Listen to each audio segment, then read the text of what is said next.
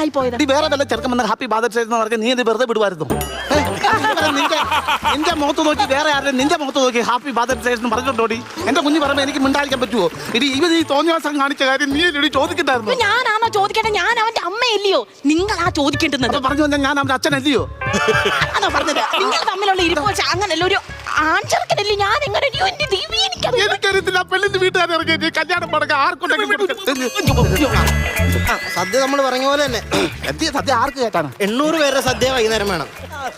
2 കൂട്ടം പായസം, 2 കൂട്ടെങ്കിലും മിനിമം വേണം. 2 കൂട്ടം പായസെങ്കിലും വേണം. പൈസക്കാരത്തോര. ശരി ശരി. റിസപ്ഷന്റെ കാര്യങ്ങളെന്ന് പറയുമ്പോഴേക്കും മിനിമം 400 പേരെങ്കിലും ഉണ്ടാവും. റിസപ്ഷൻ എന്ന് പറയുമ്പോഴേ നമ്മൾ ഈ പൈസ കൊടുത്തിട്ട് ഈ കരളും തൃക്കൊക്കെ കാണാൻ പോകുന്നു. അത് എക്സിബിഷൻ. അപ്പൊ 400 പേരുണ്ടാവും.